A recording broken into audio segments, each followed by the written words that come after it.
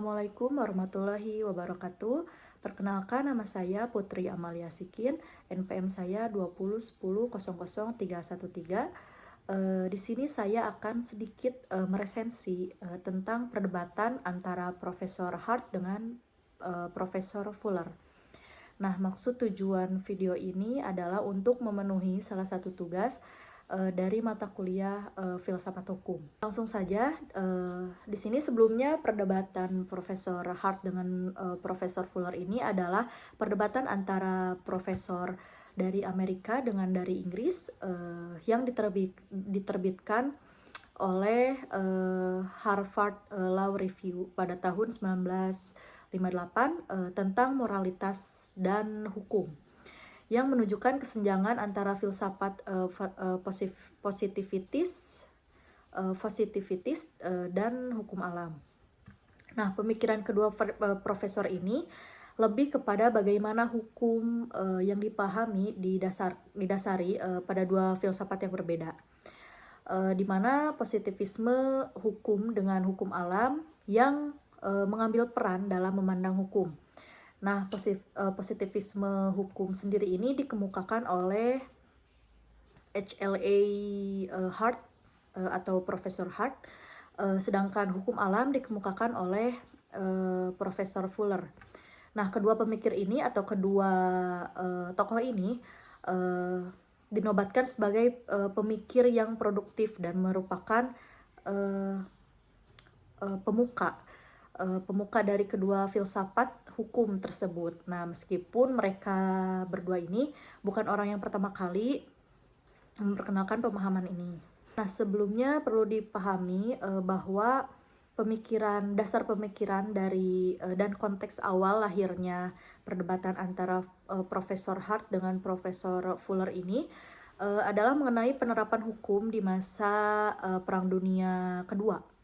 Nah, pada masa itu Nazi Jerman memiliki sistem hukum yang tersendiri dan dianggap penerapannya itu sangat keji dan sangat kejam dan tidak manusiawi di kalangan negara-negara lain. Nah, Nazi ini menerapkan sistem dengan dasar fasisme dan nasionalisme, di mana hukum didasarkan pada semangat kebangsaan Arya dan nasionalisme fasis ala Raji. Nah, semua hukum ini dilakukan untuk kepentingan nasional Nazi, meskipun dalam hukum tersebut itu banyak terdapat hukuman yang tidak manusiawi. Contohnya itu kerja paksa, menawan tawanan perang, penyiksaan, pembantaian, pembakaran, hingga pemusnahan etnis, atau orang yang dianggap berkhianat dan bukan bangsa Nazi, serta orang yang tidak mau tunduk dan patuh dengan kepentingan nasionalnya Nazi. Nah, pada fenomena tersebut, Hart berpendapat bahwa tindakan-tindakan ini meskipun dianggap tidak manusiawi adalah sah menurut hukum. Nah, penjelasan ini lebih rinci dijelaskan oleh Hart itu karena otoritas hukum haruslah dibuat oleh otoritas tertinggi di suatu wilayah. Kemurnian hukum juga akan muncul jika otoritas tersebut tidak tercampur dengan otoritas lainnya, baik yang tampak jelas maupun yang secara abstrak, serta hidup pada dunia kolektivitas masyarakatnya atau moralitas. Bagi Hart sendiri, hukum memiliki kedaulatan hukum atau wilayah tertentu, di mana sebuah sistem berlaku pada wilayah dengan sistem hukum tersebut. Nah, karena pada dasarnya hukum adalah ketetapan yang ketika seseorang itu telah berada pada zona negara tersebut, maka dia berarti telah berkomitmen pada sistem dan hukum yang berlaku di wilayah tersebut. Hal ini menjadi salah satu cara negara bisa menerapkan hukum dengan kedaulatannya sendiri tanpa harus menerima pandangan-pandangan lain dan intervensi negara dan hukum asing dari luar wilayah negara tersebut.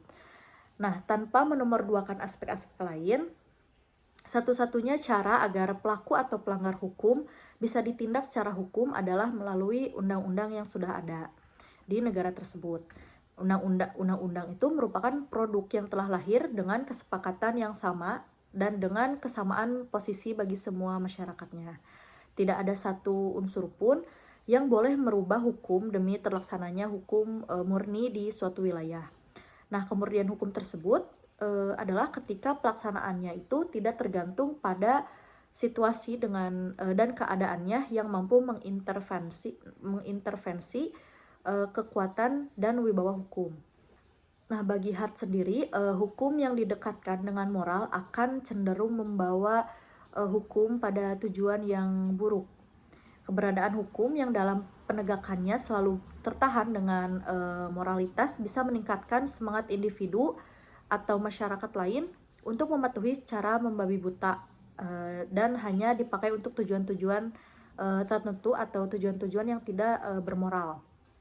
Nah, keberadaan moral ini bisa menjadi alat penguasa atau sekelompok orang untuk bisa lepas dari hukum. Moral juga yang dijadikan alat untuk memerangi hukum pada dasarnya adalah sebagai alat untuk memerangi moral tersebut dengan memberi dalil-dalil yang secara tidak langsung menjatuhkan wibawa dan kedaulatan hukum. Nah, sehingga memunculkan pemahaman jika hukum haruslah dipisahkan dari segala bentuk aspek-aspek di luar hukum. Contohnya itu moral. Nah, melihat teori hukum ini, Hart melihat bahwasannya moralitas yang dianggap sebagai hukum akan memiliki nilai yang berbeda di antara pemimpin-pemimpin pemerintah yang satu dengan yang lainnya, khususnya dalam penegakan hukum. Akan terjadi juga kerusakan hukum yang sangat besar di mana validasi hukum akan kalah dengan perspektif pemimpinnya yang akan menegakkan hukum itu. Nah, hukum itu juga haruslah sesuai dengan fakta. Sedangkan moralitas hanya sebagai norma yang hanya diikuti atau diakui oleh kalangan masyarakat dan bukan bagian dari penegakan hukum karena tidak tertulis dan tidak dikodifikasi sebagai aturan menjadi sebuah undang-undang. Nah, lalu teori itu dibantah oleh perspektifnya Profesor Fuller yang dimana Profesor Fuller ini memiliki argumentasi lain mengenai sistem hukum dan penegakannya. Nah, bagi Fuller sendiri, Hart terlalu cepat mengakui bahwa tindakan tidak manusiawi atas dasar hukum itu sah dan diperbolehkan. Menjadi catatan penting juga dalam argumentasi Fuller ini adalah untuk mencapai tujuan hukum yang baik, tidaklah dengan melalui hukum yang benar. Nah, pada argumentasi ini, Fuller berpendapat jika Nazi Jerman memiliki tujuan yang tidak bermoral atau tidak manusiawi, dan justru hukum yang berlaku di Nazi Jerman itu dipergunakan untuk tujuan-tujuan yang tidak bermoral. Nah, Fuller juga menekankan bahwa pada pentingnya keberadaan sistem hukum ini memungkinkan untuk manusia untuk mengatur interaksi mereka satu sama lain dengan mengacu pada aturan-aturan yang sudah ada, sehingga kemanusiaan ini bisa terjalin dengan baik dan berujung pada padunya antara hukum dengan moralitas yang digunakan dengan cara yang benar, baik, dan sah. Hukum yang dimaksud Fuller ini adalah hukum publik yang jelas, tidak kontradiktif, proskriptif, dan dapat diandalkan. Mungkin untuk mematuhi dan diterapkan sebagai hukum yang seharusnya dijalankan. Nah, bagi Fuller, penyimpangan prosedur sistematik di mana Nazi sangat melanggar prinsip-prinsip hukum. Hukum yang bertujuan pada penerapan kemanusiaan dan moralitas sendiri. Nah, prinsip yang dimaksud adalah prinsip moralitas yang menurut Fuller ini tujuannya adalah mencapai tingkat moralitas yang sangat tinggi.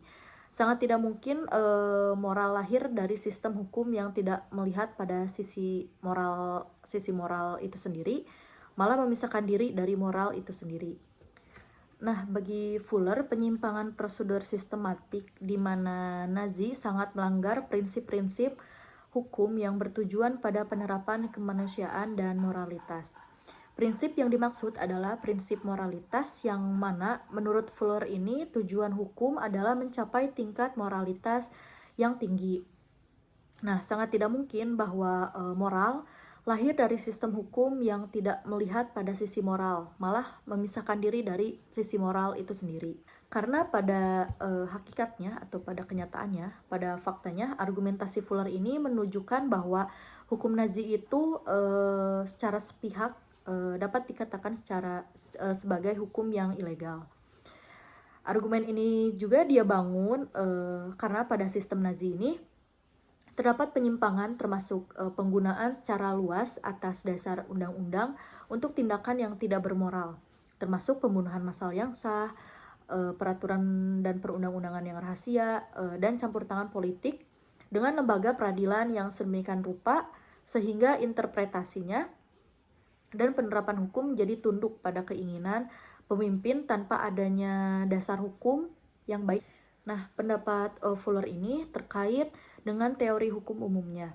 Menurutnya, sistem hukum tidak didasari oleh pada perspektif pemimpin secara internal belaka dan tentang apa yang dianggap sebagai perangkat hukum yang sah, melainkan oleh orientasi yang dibagikan oleh para pejabat dan subjek hukum yang sama-sama mengatur interaksi mereka satu sama lain dengan cara yang menampilkan kesetiaan pada prinsip-prinsip legalitas. Nah, Fuller ini juga menyebutkan sebagai moralitas internal hukum. Pada akhirnya antitesis yang ditawarkan oleh Fuller ini adalah moralitas sebagai tujuan dan landasan dari adanya hukum. Keberadaan hukum haruslah sesuai dengan moralitas, dan moralitas tidak bisa dilepaskan dari hukum. Berbeda dengan pendapat Hart yang tadi ya, Hart sendiri itu jadi hukum itu jangan atau tidak didasari oleh moralitas. Jadi moralitas hukum ya hukum sendiri. Nah, berbeda dengan Fuller, kalau Fuller itu hukum haruslah sesuai dengan moralitas, dan moralitas tidak bisa dilepaskan dari hukum. Nah, pendapat Hart juga tentang pemisahan hukum dan moralitas sebagai basis untuk memahami fenomena hukum ini sekaligus menyangkal tuduhan Fuller bahwa pandangan positivisme terhadap hukum akan berujung pada pengabaian masalah moral. Hart juga berpendapat bahwa justru dengan pemisahan hukum dari kandungan moral itu, kajian terhadap hukum menjadi lebih jelas. Bahwa hukum adalah aturan-aturan, dan sebagai aturan mereka bisa sesuai atau berlawanan dengan moral. Nah, perbaikan terhadap lembaga hukum bisa dilakukan dengan cara melihat hukum bukan sebagai pandangan moral, melainkan sebagai instrumen buatan manusia untuk mengatur kehidupan bersama berdasarkan dengan prosedur yang sudah berlaku. Nah, sebagai aturan yang tujuannya mengatur kehidupan bersama hukum, bagi Hart tentu memuat pandangan moral. Ingat bahwa perlu diingat, Hart itu setuju bahwa moralitas dapat mempengaruhi produk hukum yang dibuatnya atau yang produk hukum pembuatnya. Nah, dari uraian-uraian tentang perbandingan kedua tokoh ini, kita bisa ambil kesimpulan atau menarik kesimpulan yang pertama bahwa perbedaan kedua tokoh ini mengenai hubungan hukum dan moralitas berasal dari pandangan mereka mengenai eksistensi hukum. Fuller melihat hukum sebagai institusi yang tidak bisa dipisahkan dengan moralitas. Keduanya memiliki hubungan kedua hubungan yang erat. Pandangan Fuller mengenai hubungan hukum dengan moralitas ini didasarkan bahwa fakta hukum selalu mengandung prinsip-prinsip moral. Nah, sebaliknya untuk Hart itu berpendapat bahwa tidak ada hubungan mutlak antara hukum dan moralitas, dan menganggap prinsip yang diajukan Fuller ini bukan sebagai prinsip moral, melainkan prosedur-prosedur yang dibuat agar hukum bisa berlaku efektif. Dengan demikian, prinsip-prinsip tersebut lebih bersifat administratif daripada normatif. Nah, Hart sendiri tidak menyukai sebutan inti moralitas hukum atau inner morality of law. Sebab menurutnya penyebutan ini akan membawa kekaburan arti, dan ia juga lebih memilih untuk menyebut prinsip-prinsip tersebut dengan atau sebagai prinsip legalitas. Nah, untuk yang kedua itu tujuan filsafat hukum. Bagi Fuller, kajian hukum memiliki tujuan tertentu. Selain tujuannya untuk mendefinisikan hakikat hukum, kajian hukum bertujuan juga untuk mengarahkan subjek hukum yang tunduk pada aturan-aturan sesuai dengan prinsip-prinsip moral hukum. Nah, pengabaian tujuan ini menurut Fuller akan menjadikan kajian hukum itu tidak punya arti bagi perbaikan hukum. Sebaliknya untuk Hart berpandangan bahwa kajian hukum harus deskriptif, menjelaskan karakter-karakter yang mesti dimiliki hukum tanpa menilai kualitas moral yang dikandungnya. Untuk yang ketiga, tentang reformasi hukum. Nah, bagi Fuller itu perbaikan hukum dapat dicapai dengan cara tidak memisahkan hukum dengan moralitas. Sebaliknya untuk Hart itu berpandangan sebagaimana Bentham dan Autin melihat perbaikan hukum dapat dicapai melalui pemisahan hukum dengan moralitas. Nah, jadi keduanya itu sangat bertolak belakang ya. Untuk Hart itu kekeh melihat perbaikan hukum dapat dicapai melalui pemisahan hukum dengan moralitas. Sedangkan Fuller itu kekeh dengan cara tidak memisahkan antara hukum dan moralitas. Nah, Hart juga mengklaim bahwa perbaikan itu dilakukan dengan pertama-tama mengenali secara jernih bidang yang akan diperbaiki dengan cara memisahkannya dari unsur-unsur yang dianggapnya bagian yang mutlak, tapi sesungguhnya hanya bersifat kebetulan dari moral. Nah, ketika hukum itu sudah dikenal secara sungguh-sungguh, maka perbaikan pun akan bisa dilaksanakan. Pada titik ini juga kita bisa mengatakan atau menyatakan bahwa kedua tokoh ini sebenarnya memiliki kesamaan pandangan mengenai bagaimana sebaiknya institusi hukum dibangun, yakni hukum sebagai sistem yang mengatur perilaku manusia seharusnya tidak melanggar kodrat itu sendiri, melanggar kodrat manusia itu sendiri. Tetapi ada perbedaan dalam berpandangan tentang hukum dan moralitas. Untuk Fuller itu hukum dengan moralitas harus disatukan atau tidak bisa dipisahkan. Sebaliknya untuk Hart itu tidak bisa menyatukan antara hukum dengan moralitas. Nah, lantas bagaimana sih menurut pendapat saya tentang perdebatan kedua tokoh ini? Perdebatan kedua tokoh ini antara Hart dengan Fuller ini membawa pemahaman yang sangat luas atau arti yang sangat luas terhadap hukum itu sendiri. Setidaknya hampir abad ke-21 ini, pemahaman ini masih menjadi perbincangan yang hangat, terlebih kritik-kritik pemikiran mereka. Nah, hingga saat ini hubungan antara hukum dengan moralitas secara umum termasuk perdebatan Hart dengan Fuller ini keberagaman perspektif yang akan membantu banyak dalam hal berpikir melalui perdebatan dari berbagai sudut pandang dan disiplin ilmu. Khususnya ilmu hukum ya. Kenyataan-kenyataan di dunia nyata juga kerap kali terus memperdebatkan dua filsafat besar ini, di mana terdapat hukum yang perlu moral dan moral yang perlu dipisahkan dari hukum untuk bisa menjalankan hukum itu sendiri yang secara lurus menurut para pengikutnya. Lalu yang terakhir, bagaimana pendapat saya tentang hukum dan moralitas? Saya sangat setuju dengan pendapatnya Profesor Fuller bahwa hukum itu tidak dapat dipisahkan daripada moral. Hukum itu membutuhkan moral. Dalam kekaisaran Roma pun sudah terdapat pepatah dalam bahasa Latin yang artinya apa artinya undang-undang kalau tidak disertai moralitas. Hukum tidak berarti banyak kalau tidak dijiwai oleh moralitas. Nah, tanpa moralitas itu sendiri, hukum itu kosong. Dan kualitas hukum sebagian besar ditentukan oleh kualitas moralnya. Karena hukum itu sendiri harus selalu diukur dengan norma-norma atau moral-moral. Undang-undang tidak bermoral itu tidak harus diganti bila dalam suatu masyarakat kesadaran moral mencapai tahap yang cukup matang.